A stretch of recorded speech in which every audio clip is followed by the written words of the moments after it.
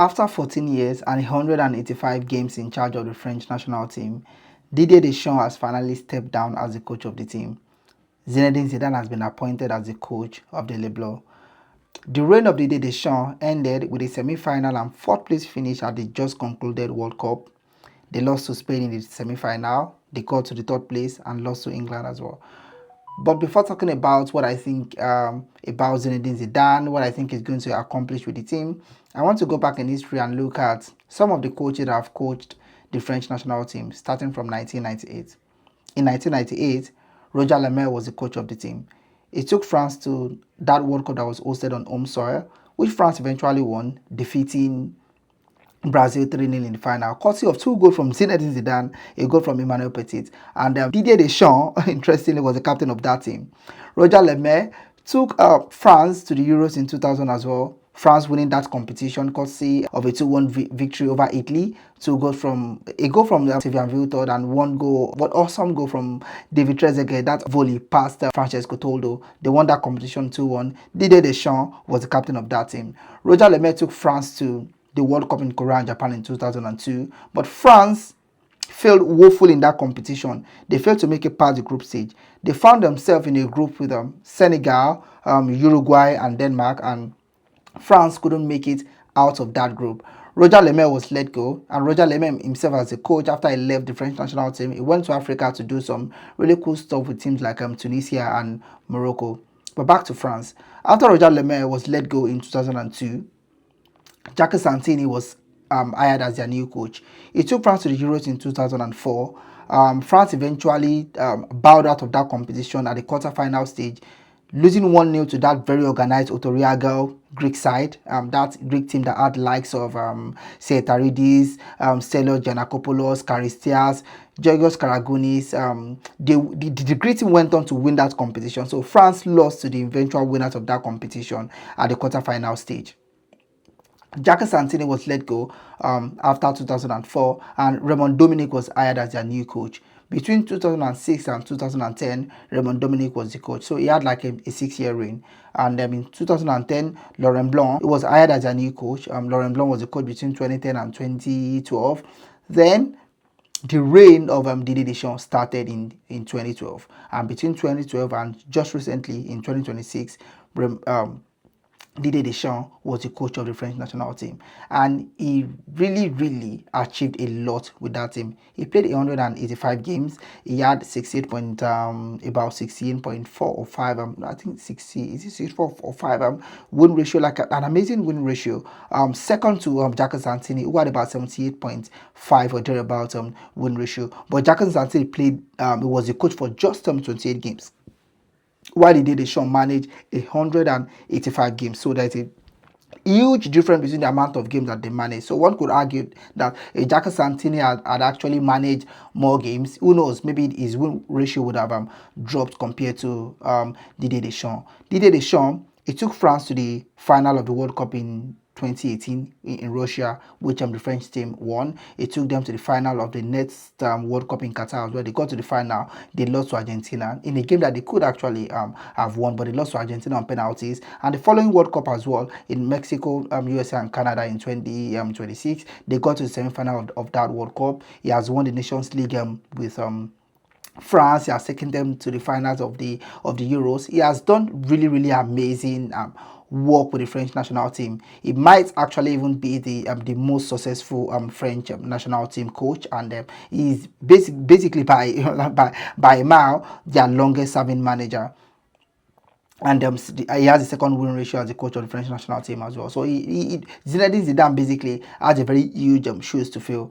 I remember Didier Deschamps, or I've started following him since he was the coach of Monaco in 2004. He took Monaco to the final of that Champions League, where they eventually lost to Jose Mourinho's side, Jose Mourinho FC Porto side. They lost 3-0 in that final. But the team of Monaco then had some really amazing players. Patrice Evra was part of that team. Schillaci was there. There was Roten. There was Ludovic Gulli, Dado Priso, the likes of Shaban Enonda, even Shea Emmanuel Adebayo, the Senegalese goalkeeper Tony Silva was there as well. There was Ibarra. So they had like an array of really amazing footballers in that Monaco team that got to the final of the Champions League, and they sort of like they lost to FC Porto in that final, unfortunately. But he left Olympic Marseille.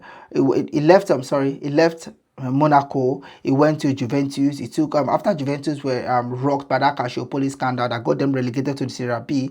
He took Juventus from the Serie B to the Serie A after they got relegated because of this Calciopoli scandal. He left Juventus. He went to Olympic Marseille. He won the French Cup with Marseille. He won the league with Marseille. He left Marseille in 2012 to be the coach of the French national team. So both are them club level, and even as the manager of the national team, Didier Deschamps has done a decent job. He has been very, very successful, even as a captain of their national team as well. He was a captain when they won the World Cup on home soil in 1998. He was a captain when they won the Euros in 2000. So Didier Deschamps has actually been a very amazing manager. I think he has had a stellar, a very successful career as a manager. So Zinedine Zidane is actually coming in to fill a very ill shoes as the manager of France. But now let's talk about Zidane. Zinedine Zidane as a player is one of the most successful players to have played the game of football. Right from his days at Cannes to when he went to Juventus, he won the Serie A with Juventus. He won the Coppa Italia with Juventus. He went to the Champions League final twice, I think, consecutively with Juventus. He came to Real Madrid. He was successful with Real Madrid as well, winning the Champions League in 2002 with Real Madrid. And we cannot forget that one of the most iconic UEFA Champions League goals against Bayer Leverkusen when Real Madrid defeated them in that final 2-1. So no one can forget that goal coming from that cross from Roberto Carlos and that amazing volley by Zinedine Zidane. So it's one of the most iconic UEFA Champions League goals. So he won the Champions League with Real Madrid. He won the league with Real Madrid. He won the FIFA World Footballer of the Year 3 times, and lest we forget, the FIFA World Footballer of the Year was the most prestigious footballer, individual footballing award. Not at the time, not even a Ballon d'Or. The Ballon d'Or was like a second tailor, was like a second fiddle award before it got merged in 2010 with the FIFA World Footballer of the Year. So Zinedine Zidane won the FIFA World Footballer of the Year 3 times. He won the Ballon d'Or one time as well, and he led France to the final of the World Cup in 2006, and we all remember how that one ended with that headbutting of Marco Materazzi that got him sent off. He scored the first goal for France in that World Cup, and before the game went on to penalties, and France lost that one. And after that World Cup, Zinedine Zidane called it quit with his footballing career. But as a manager, Zinedine Zidane has also been super, super successful. Like, he's successful in ways that is really it might be hard to comprehend given the fact that he had a very short stint relatively at Real Madrid. He started as the assistant manager of Carlo Ancelotti. From there was the manager of the Real Madrid Castilla, and when Rafa Benitez was let go, Zinedine Zidane became the coach of the senior team of Real Madrid. At Real Madrid, he led Real Madrid to the league title, led Real Madrid to 3 consecutive UEFA Champions League wins, and that is unprecedented. That is something that no manager has been able to do. I mean, all eyes are on Luis Enrique. He might be able to achieve that if he wins the Champions League again with PSG next season, but no manager has been able to achieve that, winning 3 consecutive UEFA Champions League. And it was also one of the first to, if not, okay, now Luis Enrique has been able to do that with PSG, but prior to Luis Enrique doing what he did with PSG, Zinedine Zidane was the first to actually retain the UEFA Champions League in its new format. He has a lot of record in Spain that is really, really amazing. One of it being having the longest a win-win record. Longest win-win record, longest winning streak in the Spanish La Liga. He has that one tied with Pep Guardiola. He has a lot of records that if you start to read them out like this, they sound really, really, really, really abnormal for someone who had a very short stint with Real Madrid. Over his 2 stints as the coach of Real Madrid, because he came the first time after winning the treble of Champions League, he left. Then I think there was Julian Lopetegui and Santiago Solari were coaches of Real Madrid in between. Then they got sacked. Zidane came back, and when he came back, he won the league as well. So across his 2 stints as the coach of Real Madrid, he won the league. league. He won the Spanish league twice. He won the Spanish Super Cup twice. He won the FIFA World Club Cup twice. He won the UEFA Champions League 3 times.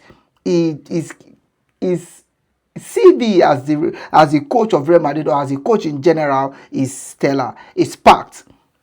And after I left Real Madrid, I think at the end of the 2021-2022 season, he has not coached any other team, both at national team level and both at club level. There was a time we thought he was going to be the new coach of Manchester United, but that did not happen. We also thought he was going to take over at PSG at some point, but that did not happen. And with the success that PSG have been enjoying under Luis Enrique, I mean, you can see that is something that might not happen as well. I think he was supposed to have been the manager at the time that Pochettino was at the time that they hired Pochettino instead. So it could have been Zinedine Zidane that PSG wanted to hire at that time, but that deal did not actually happen. So now Zinedine Zidane is going to be the coach of the French national team, and in my opinion, I think this is one of the best national team manager feats. I don't think there's anyone that is best for that French job than Zinedine Zidane at this moment. Looking at the array of talent, the array of attackers that the French national team has, the likes of Mbappe, Olise Badre Bakola, Desiree Doué, Ousmane Dembele, Marcus Thuram, and some other awesome midfielders that they have, the Magnet Acquisitions of this world, who is actually on his way from AS Monaco to PSG. There's the likes of Manu Kone as well. There's the Chouameni and the Camavingas, who could also come on to be really great, amazing footballers under Zinedine Zidane. So I see Zinedine Zidane doing well. I see an era of European football dominance and an era of even world football dominance as well, despite what I've seen Spain do and Coach Luis de la Fuente do with that team in this last just concluded World Cup. In my opinion, if I were to, I mean, it's still early days, but if I were to pick who I think is going to win the Euros in 2028, I would say it's going to be France. I think the France and Zidane combo is going to be a winning match. It's going to be a world and European football dominating combo. So I think going into the Euros in 2028, France are going to be my pick. I look forward to how France is going to perform in the qualifiers of the Euros. I look forward to even seeing Zinedine Zidane start his play his first game, manage his first game for France. I think they are going to be the team to beat going into the Euros. I think France is entering into an era of European football dominance. I would love to see what kind of formation Zidane is going to deploy with the French national team. I know he likes to play 4-4-2. He could play 4-4-2 Diamond. He could play 4-2-3-1. He could play flat 4-3-3 as well. So he's a very